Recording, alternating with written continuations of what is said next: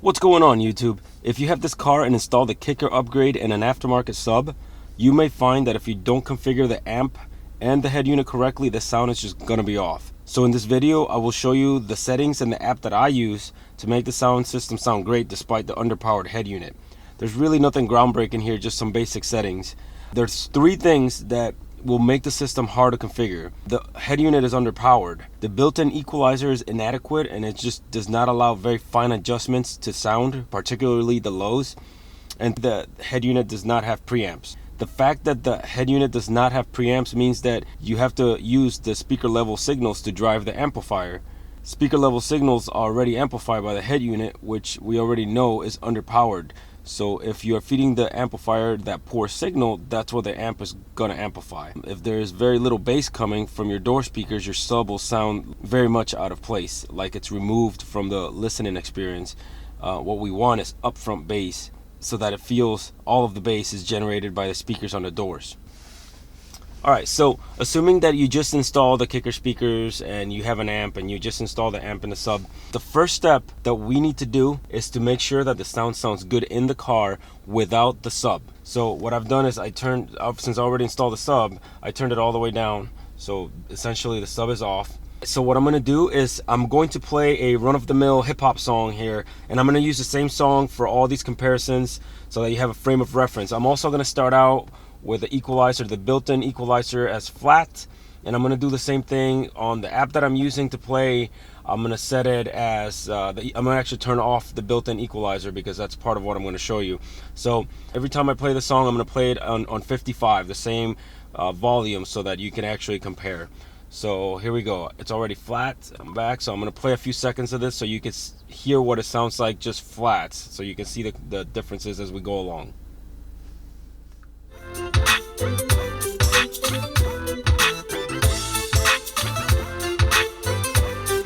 Because the system is so underpowered and the kicker speakers can handle much more than what the system throws at them, you are pretty safe to raise the low frequency bands to the highest that they go, or maybe a notch below. And then you can adjust the other bands according to your taste. So that's what we're going to do here. I already have EQ1 set to my preference, but when I do EQ2 to show you how it's done. So you hit EQ2, you go to adjust, and you take your low bands right here, 63 hertz, and you're going to bump that up to the max that it goes, or maybe a notch below. Same thing with 160. We're really concerned with the lows here because that's what the system it's really lacking. So we're going to go ahead and do those two, and then you could do all the rest based on your preference and whatever kind of music you're listening to. And to save that, you're going to long press on that custom button until it beeps. There we go. So now it's saved. Now you can go around and click on it. So every time that you get in the car, you can just click on it and you're selecting that particular custom preset. So I'm going to go ahead and play the same song that we just played at the same volume, and I'm going to do before and after. So I'm going to go from flat to EQ1, the one that we set, so you can see the difference.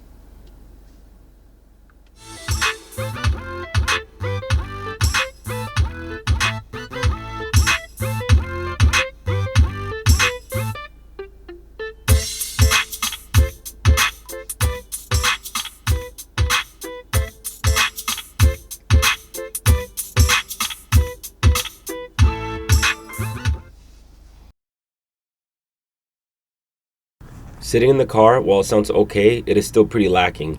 I'm parked right now, so when I get moving, some of those low frequencies will be absorbed even further. So the next step is to feed the head unit a clean signal and bump those lows even more.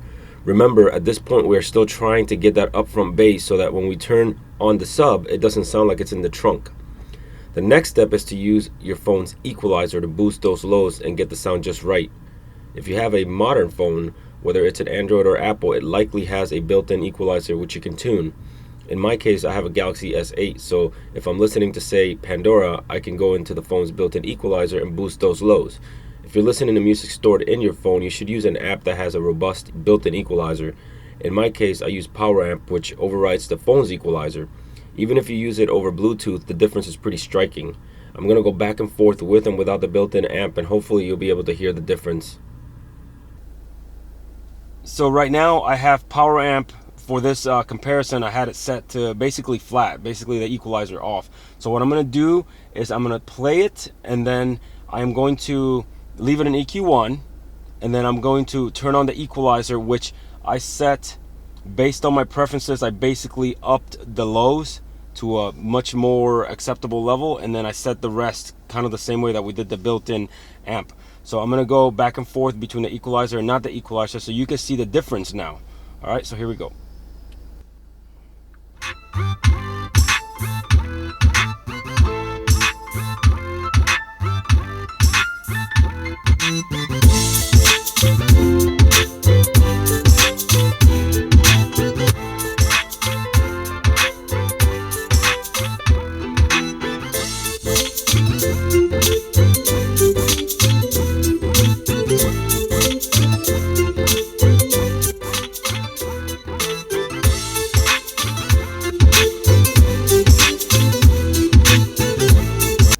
So as you were hopefully able to hear, the sound is much more improved with about as much distortion-free bass as we're going to get out of the stock head unit. This is where the amp will supplement the system. After you have the door speaker set up and you are using an equalizer on your phone to send the head unit an amplified signal to get more bass out of it, you can set up your amp and sub to supplement the system. Adjust the gain of your amp based on your preferences. I always forego any boost options the amp may have because I don't like that artificial bass boost effect. I also set the low pass filter at no more than 100 Hz because I'm only interested in punchy bass.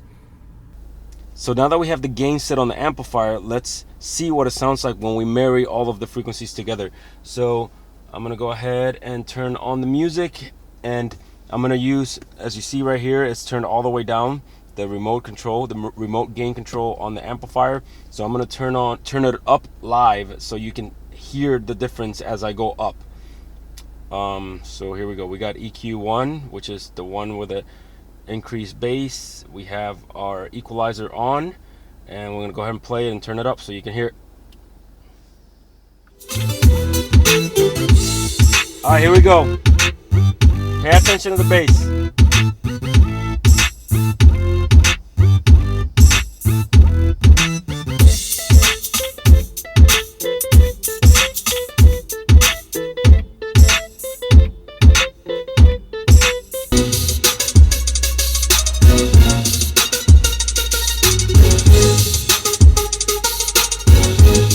I'm gonna turn all this crap off so you can hear how it used to sound.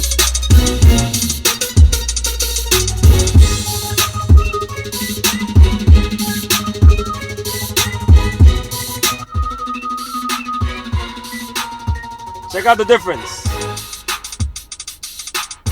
I'm not turning down the volume at all. I'm not messing with the volume at all. Alright, EQ1. Amplifier on Power Amp app.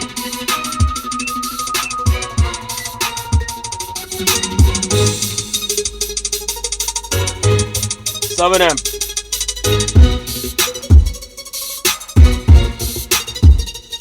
I'm gonna turn it up a little bit.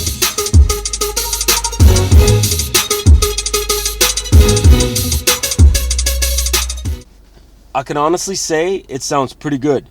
And most importantly, it sounds like the bass is up front and sort of fills the car rather than just straight up sounding like a bass tube in the trunk. That's what it used to sound like if you don't set it this way. Now, of course, some songs will be very bass heavy and others not so much. So you have, if you have like 2 custom presets, when a song comes on that distorts, you can just change the preset to a more friendly one. Although on this head unit, as you can see, you can turn the volume up pretty high and it doesn't distort. So that happens very rarely. So although this is good enough for now, in the coming months, I am going to be installing an Android head unit in this car, which is one of the reasons I didn't bother with an inline amp. Of course, I will make a detailed how-to videos when I do that. So if you're interested, be sure to subscribe so that you get notified when those videos come out. As always, like this if it was useful to you and subscribe for more. Thanks for watching and take care.